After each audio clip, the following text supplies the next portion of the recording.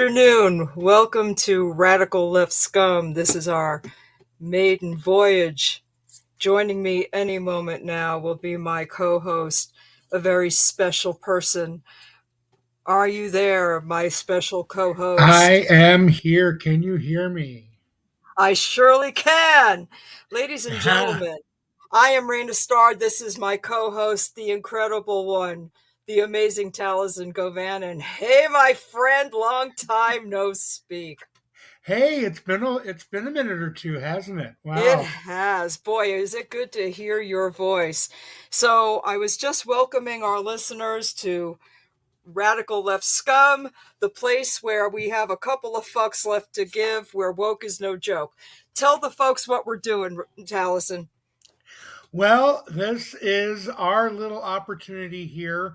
The basic aim of this show is, well, it's a little bit of a generational thing. See, Raina is a baby boomer. I am Generation X.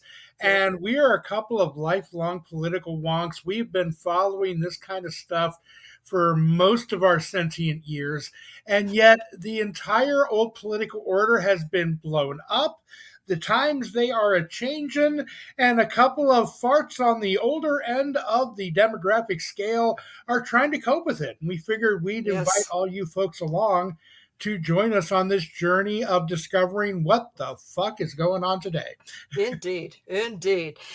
For those of you who have been listeners of Desperate House Witches, you will remember our good buddy Taliesin from the days of First Fridays on Desperate House Witches.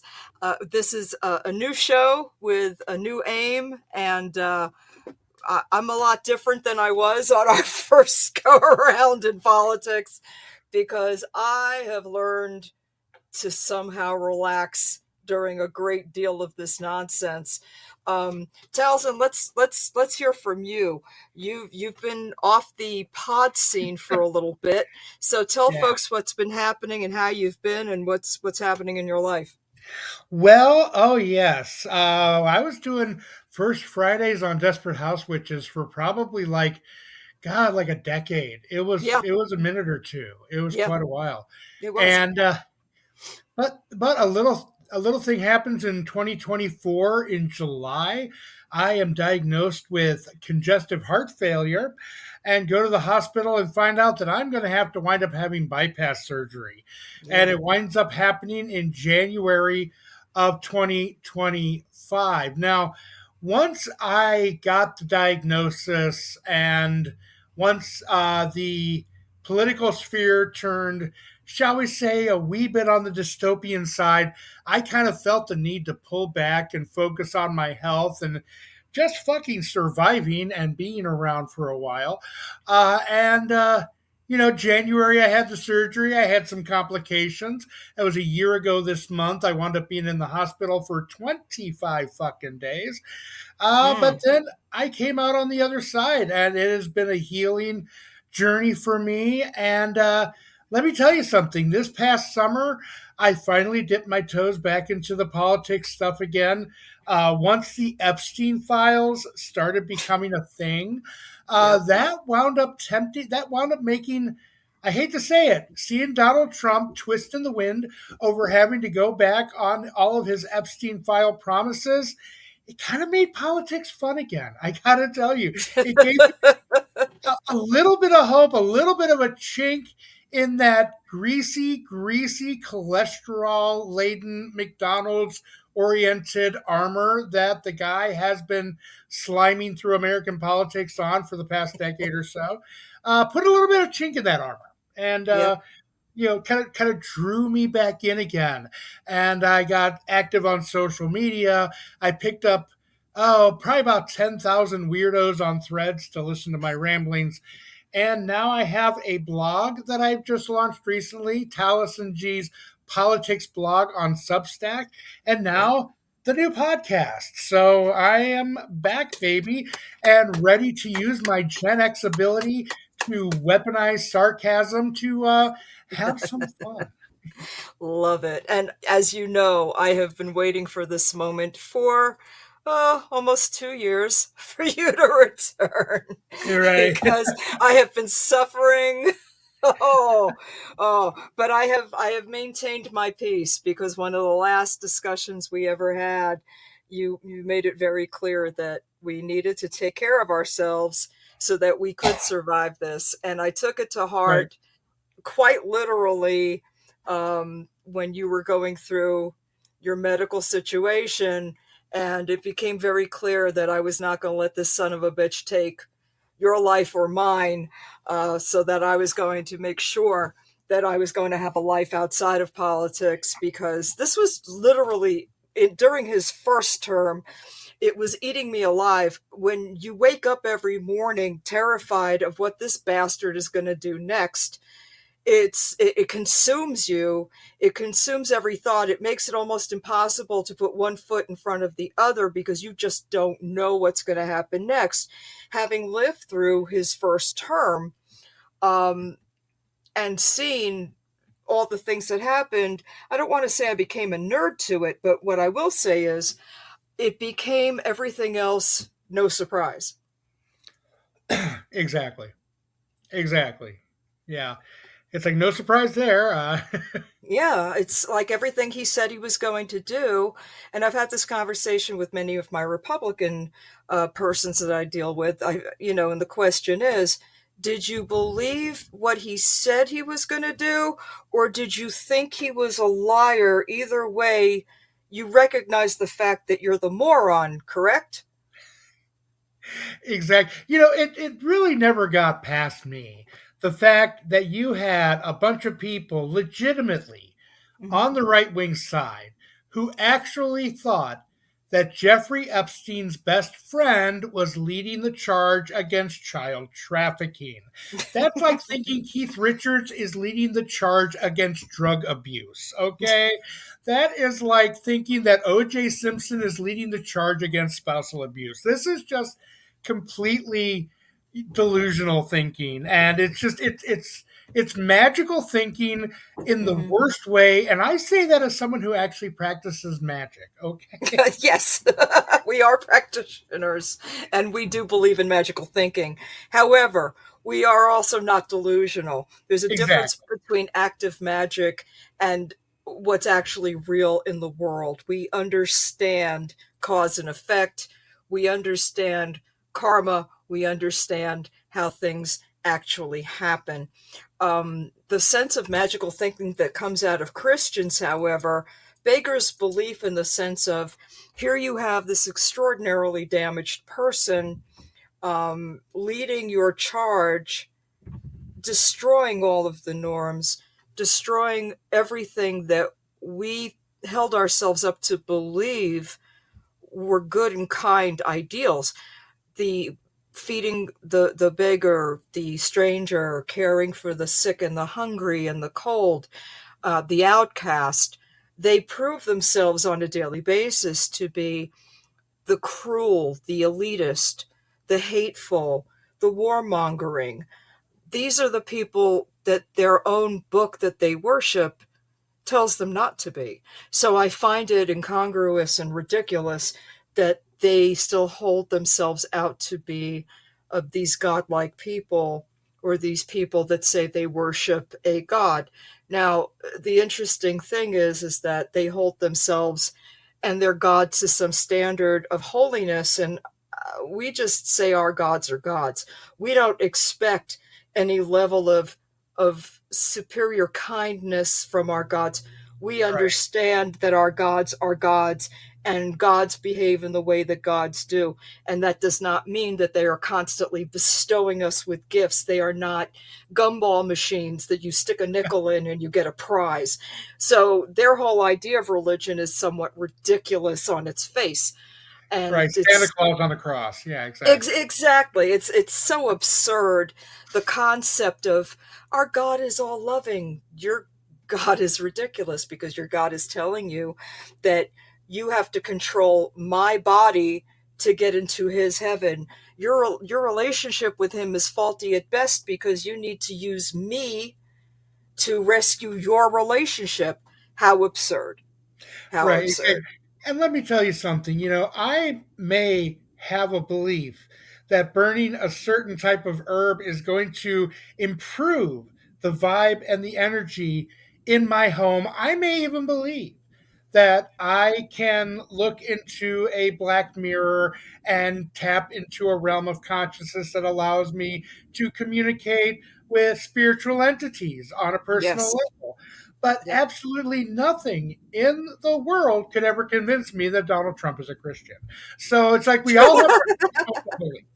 So, and let me tell you something. Believing Donald Trump is a Christian is nothing compared to those people who actually thought that they were going to order a solid gold Donald Trump telephone and actually have that cell phone delivered in a timely fashion. That's really hilarious.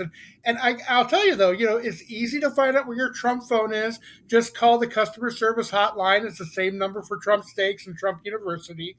They'll tell you right away that you're a fucking moron who should be parted with their money. So, oh my god, yeah, one thing I think we should have a little opportunity to tell people here is that there we are going to be going over a lot of things in the news. In fact, I have a feeling our future shows, this first show, it's Raina and I getting to talk to each other. We haven't Yeah. talked to each other on air in front of all you mutants in a good long while. So we're just kind of feeling things out and getting going here. But we're going to usually start things off with, hey, how you doing? And Yep. then what's going on in the news, or as I like to call it, what's new in this dystopian hellscape. And let me tell you something, as somebody who believes that laughter is the best medicine, except possibly when you've had a C-section, um, I still think that the best way to deal with this particular flavor of dystopian hellscape we've been given with is humor. And I try to do that all the time on my social media. And so, we can just look, we don't even have to look at current events because you know what? This is a brand new show. Every Yeah. event that's happened since the dawn of time is current events. And Yes. unless we want to get into, well, things have been really active since the earth cooled, unless we want to go back that far, we just really, just take a look, really, I think what's really fun is look at some of the people that this administration has seen fit to gift the American populace with. Like Pete Hegseth, our Secretary of War. You got to say it like that. Let's be honest. You got to say it like that because that's Pete Hegseth, or as I like to call him, Secretary Cakestan's entire aesthetic. It's like it's always about the Department of War, and it's just you just know somewhere that the kind of guy who likes Pete Hegseth is a guy who had probably one of those 316 shirts from the WWE in the early 2000s. Mhm. One of those people who the only reason they don't have a Monster Energy tattoo is because their mom wouldn't let them get it. That kind of thing. Mhm. But I mean, Pete Hegseth, he is just that kind of guy. I just put out a thing on my thread saying that he had a job when he was a teenager at the M&M factory, but got fired for throwing away the W's. So that's the level of genius we have. I mean, seriously, Pete Hegseth is the kind of guy that even the chess club thinks he should be bullied. Okay, that's the kind of Mhm. person that I mean. Pete Hegseth, he challenges people to say, well, define a woman. Well, Pete, a woman is anybody who covers their drink when you walk in a room. But those are the kind of people that we have dealing with here. So Well, don't forget about Crispy Gnome. I mean, Crispy Gnome is a cigarette and a can of hairspray away from melting her entire fucking face. I Christina, mean, yeah, she dresses like a Billy Jack villain, and anybody who's ever seen those movies knows exactly what I'm talking about. and yes, I I'm do. serious. It's like Scooter from Barbie went bad. Okay, it's serious. It's like she's a pick me who can't get picked. I mean, it's like what? Oh, I make fun of Christy Nome a lot on social media, and I do it just because it's so easy. Her and Stephen Miller both. But Oh, oh yeah, and I also mentioned, you gotta understand though, Christy Nome is the way she is because when she was a child in the '90s, she had to put down her Tamagotchi. So that was a really stressful event in her life. Uh, all uh, right. Let's let's move on to the walking Q-tip that is Stephen Miller. Stephen Oof. Miller. Stephen Miller, that is what happens if you bury a dildo in the pet cemetery. That's what happens when you get Stephen Miller. I mean, this is like an underarm roll on deodorant, got sentience and wanted revenge. Okay, that is Stephen Miller right there. I mean, you gotta feel for Stephen Miller a little bit though, because when he was a kid, his mom had to tie a pork chop around his neck just to get the dog to play with him. But this was formative experiences. So, Oof. Yeah, scary. You know, I, he's yeah. still a he's still a Batman villain. I'm sorry. Mr. Freeze has nothing on Stephen Miller. But I was Kind of thinking, like Matt Gates says, "Ooh, do you have to be so creepy?" I mean, yeah, really. Oh God, yeah. But I was thinking when we were naming the show, it kind of excited me that the idea that so many non-liberals and so many conservatives are going to start listening because of the title of the show. It really excited me. I started drawing a crowd of conservatives on my other podcast, the 415, and I'm like, wait till they see the name of this fucking show. They can't wait to fucking chomp at this bit. And don't worry, my conservative friends, we're going to give you lots of meat and potatoes because we just don't give a shit and we well, think you're idiots.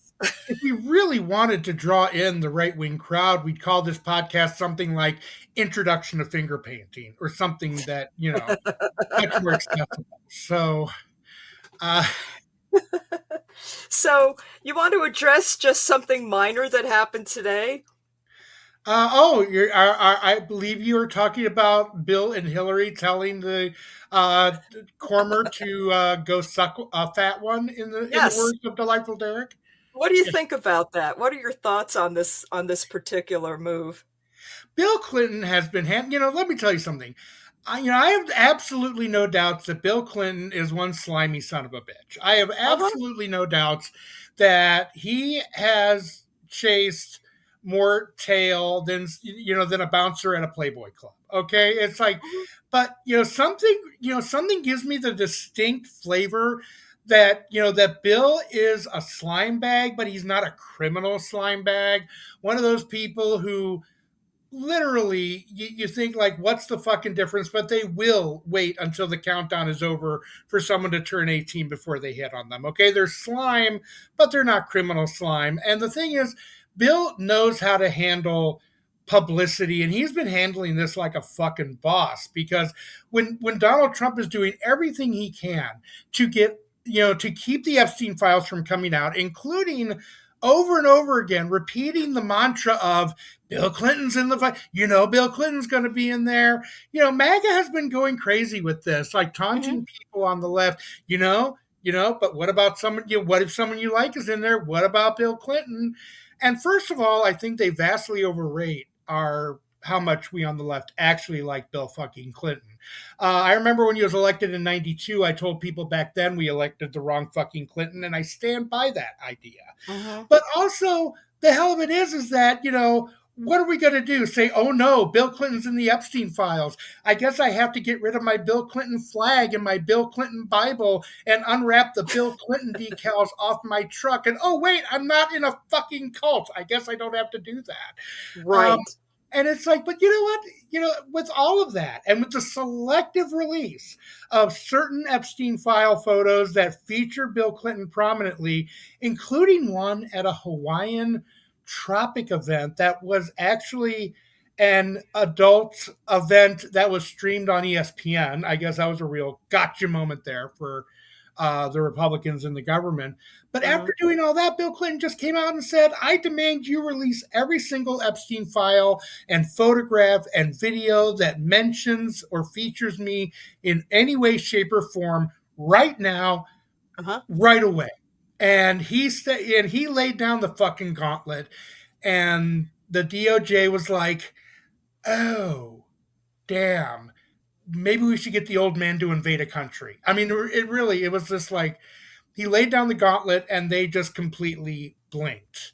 To the point where they took off like a hummingbird wings with their face.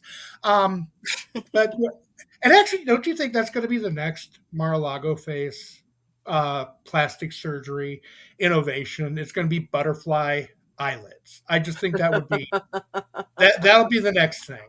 Just anything so that these people don't have to see the giant monster lips surrounding them. But anyway, Truthfully. and by And the way, have you they, ever they, looked? I'm sorry, Go go ahead. ahead. No, you Oh no, first. I was just going to say, look at Janice from the Muppets, and you find out where they got all the ideas from our lives. You go right ahead. What I was going to say was, conservatives have us very much wrong. They think that we are so tied to our liberal icons or people that are just liberals, that we will defend them to the end. No such luck, you stupid bastards. We are happy to turn over our own at any given moment if they have done criminal activity. You touch a Oh yeah, kid, we will fuck you up ourselves. We are happy to do it.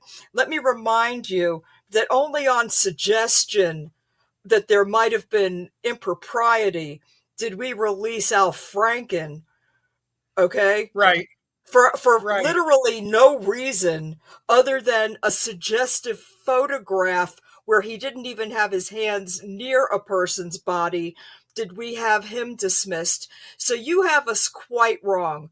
You Oh better yeah. think that one over again.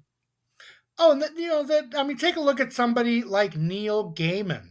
Here's somebody who was beloved in the fantasy community. Mm-hmm. There were Neil Gaiman stands right and left.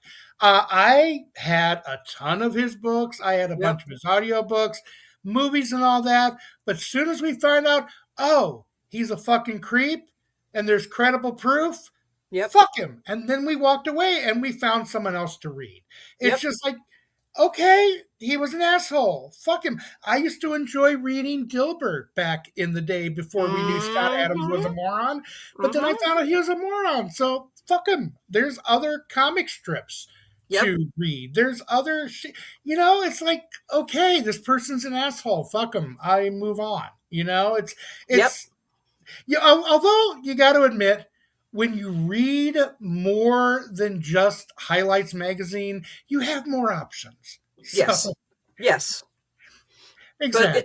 it just shows you that they cling to their iconery, they cling to their false idols, they cling to whatever it is because of their past history. They are not willing to grow and learn. They will continue to stand by whatever is comfortable for them. They will continue to make excuses no matter what the cost, no matter what demeaning happens to their morality or how they look because of it. They will continue to defend the indefensible and excuse the inexcusable. It's ridiculous. We, as liberals, we who they like to make fun of and call woke, we will let you go. You want to call it cancel culture? We call it consequence culture. It is Exactly. the it is the idea that you will pay for being a fucking asshole. Now, I do understand that times change and people grow and new information becomes available. Am I willing to cancel somebody for something that they did in the 40s and 50s because they didn't have better information? Not necessarily. It depends on whether or not intent was to harm. Intention is important. Speaking stupidly, listen, I've said a world of stupid things um, back in the 70s and 80s because I was young and stupid. Do I And know the better drugs were now? really good. Let's face it, the And the drugs were great drugs, in the the 70s and drugs, 80s, man. they certainly fucking were. Yes, before they were legal and shit, like you Right. kids have now. Hello, I'm just saying the quality, and sometimes the quality of shit was not good, and we got stuck with some bad. Let's just say, we had some bad shit floating around too. Remember Oh, when yeah. they started putting angel dust into things? Not, Oh, nope, yeah. no good. Oh, But yeah. Lacing anything is bad. But yeah, it is exactly. bad. And we did have our run of that. But the point is that you have to change and grow. If people can see the error of their ways, if they did something stupid and they atone for it, yes, okay, there is room for growth. But if your intent was to harm, no. We like to punish that and not support it with our money or Right. our attention. It's very fucking simple. And it's also important too to realize too that you can condemn specific things without condemning without for example, it's like you can say, yeah, you know what, this part of the Stephen King book is really fucked up, Hmm. and I'm going to blame the cocaine, but it doesn't change the fact that this part of this book is really fucked up. And Yep. anybody who's thinking it orgy scene, you're correct. But anyway, you could point out and say, no, no, no, this is fucked up. And you don't have to, disown the author and all that. You can understand the circumstances, but it's still important for us to point out these things as being fucked up, because in our culture, the longer something's around, the more people think that it's just kind of a given, just kind of like, oh, well, that's the way things have always been. And it gets an air of acceptability, Yeah. especially when you air things through nostalgia glasses. And nostalgia goggles are powerful, but we can't let nostalgia goggles stop us from saying, yeah, no, okay, I understand that at the time this was way acceptable, but guess what?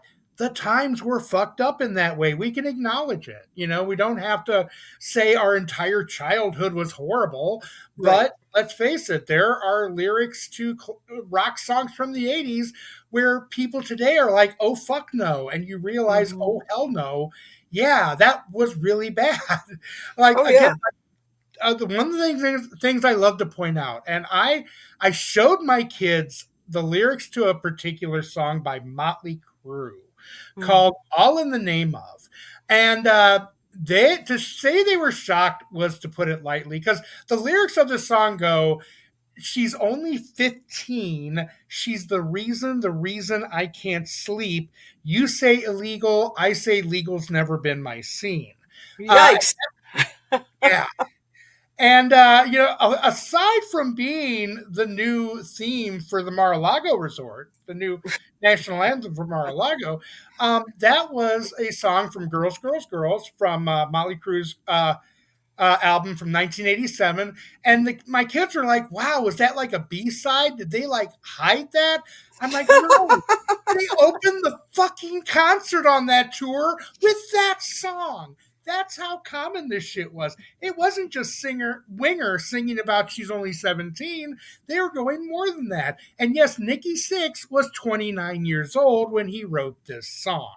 So it's just as skeezy and sleazy as it sounds.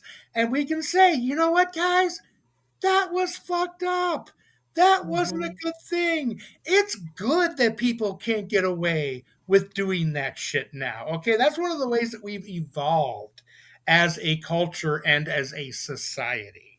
Um, but we still need to acknowledge shit was fucked up. Yeah. Shit is Right. still fucked up. Holy crap. As much as we've tried to right the ship on so many levels, there's still shit that's completely fucked up and wrong.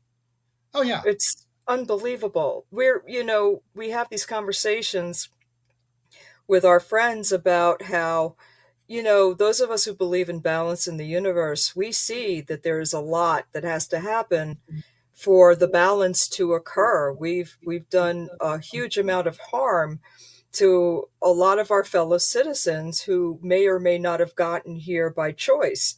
And that's got to right itself too. And it doesn't matter that you and I are not personally responsible for that. It Right. matters that history is history. What happened is what happened. And what needs to happen to right that ship needs to happen. It doesn't matter that the actual perpetrators are long dead. Right. The ship has to be righted, and the balance in the universe still has to occur. It's like what Master Obi-Wan said in Star Wars. He said, "Who is more foolish, the fool or the fool who follows him?" In other Hmm. words, we can say, "Yeah, these old dead white guys fucked things up." Hmm. Okay, what Hmm. are we going to do that's different? That's the next part of the equation, and that's Correct. really the questions that we need to be asking ourselves here. Because, folks, the political norms that all of us have grown up with are gone. They're completely shattered. I always thought that it was a very shaky foundation. growing up at the time I did during the ascendancy of Emperor Palpatine Mhm. throughout, the spirit of Palpatine throughout the Republican Party. But it's gone. I mean, I did a article on my Substack um, a couple of weeks ago, and it was basically talking about the Republican Party, the party that we that has been our foe for our lives and has been around seemingly forever. That party is gone. The Republican Party is gone. The last people who held the keys to the kingdom sold out to Donald Trump. They gave the party over to being just another branch of Trump Industries, and it's succeeding just like every other branch of Trump Industries always has, which means that it's going bankrupt. Quite literally, there are state Republican parties that are having trouble with their infrastructure because it's been mysteriously looted. And the leopards keep eating their face, but another matter altogether.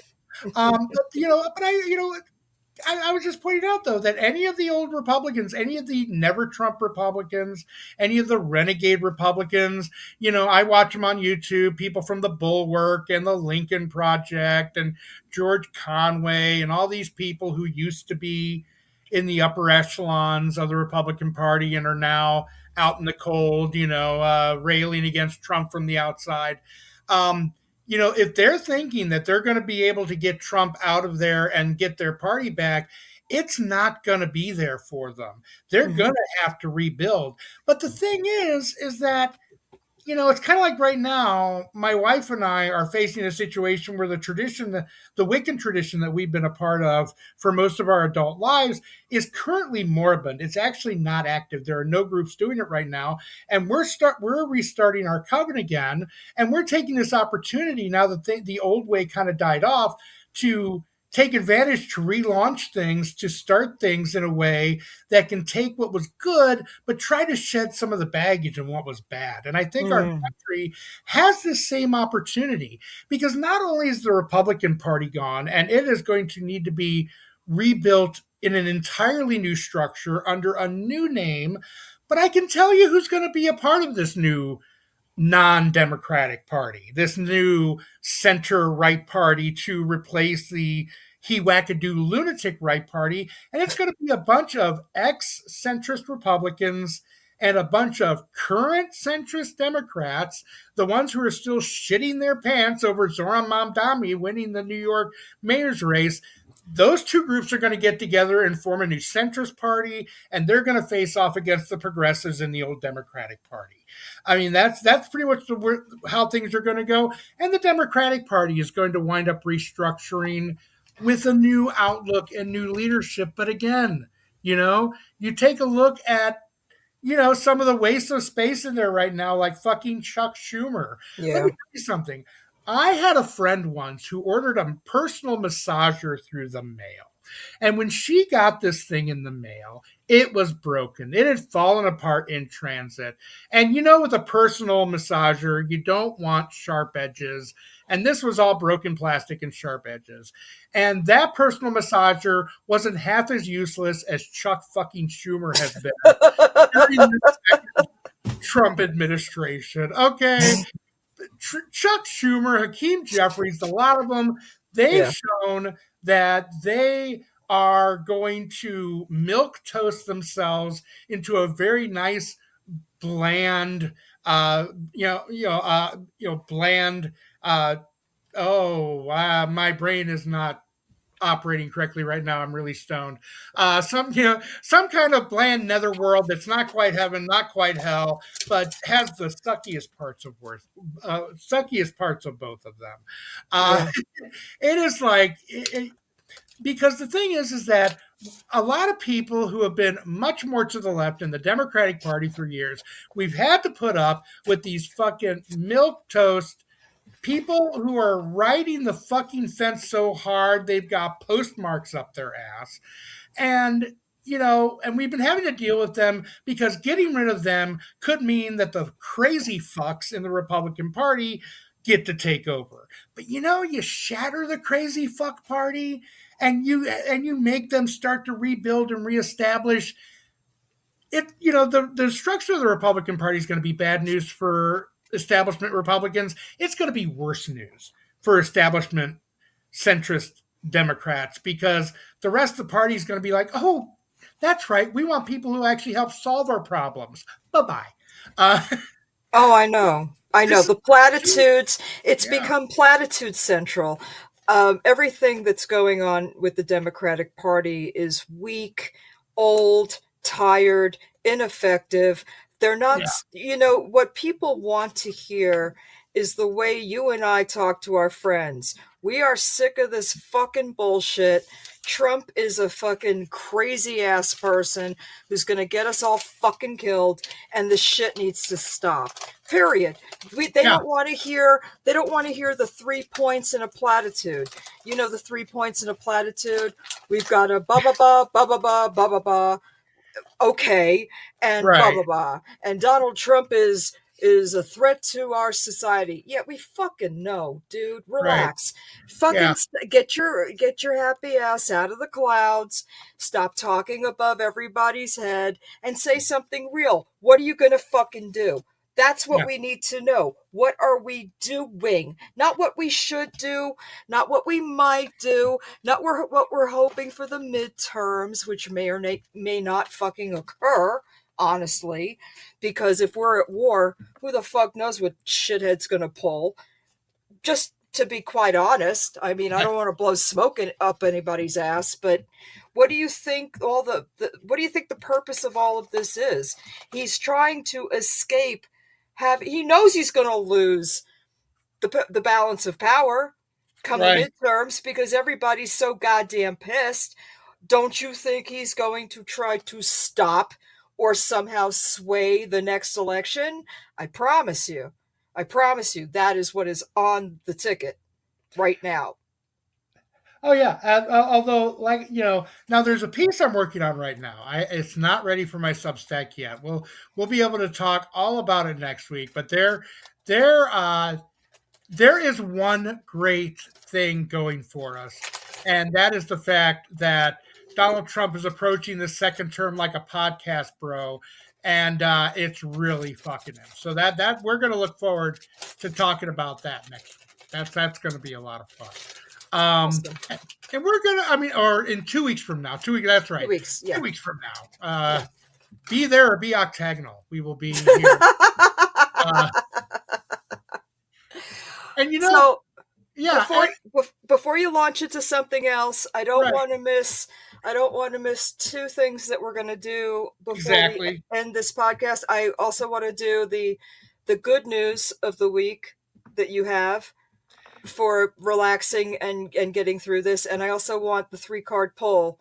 Of So course, I don't want to miss either of those things, and we only have like 5 minutes left, 7 minutes. So I want to make sure something we like get both that. of those things in, and if Of we have course, to stretch a little bit, we can. But yeah, so I just wanted to make sure I said that to you before we wrapped up. So yes, go ahead. I was going to mention that too. As a matter of fact, Yay! yay! Same page. That's what Imagine happens. that. Uh, hey, you know what? I'm autistic, but I missed out on the ADHD train, so I can actually manage to keep my list straight in my head if I want Nice. to. So, little bit of help there. But talk about like one of the things we want to do every week for all of our friends out there listening to us is we want to talk about something non-political that Yes. we've been enjoying this week as a self-care segment. And let me tell you something, my wife and I are knee deep right now in watching Orphan Black, where they have the entire series on Netflix. We started the first season years ago. I don't know why we fell off it. We just finished up season 2, and we are having a lot of fun. Tatiana Maslany is an incredible actor, and she did a great job of narrating the Hunger Games audiobooks, too, by the way. But Cool. that's what I'm enjoying. So go check out Orphan Black, and if you find me on socials, we can talk about the series, but don't talk about anything beyond season 2 because I hate spoilers. So And what I've been enjoying is Mobland. If you guys know of Helen Mirren and Pierce Brosnan, it is an Irish family who are in the mob. It's pretty fantastic. Jack Hardy is in it. It's really, if you're into that kind of thing, very action filled. It's a lot like Irish, not yeah, kind of like Irish mob Succession. If anybody has watched Succession, it's very family oriented in that regard. They're all tough.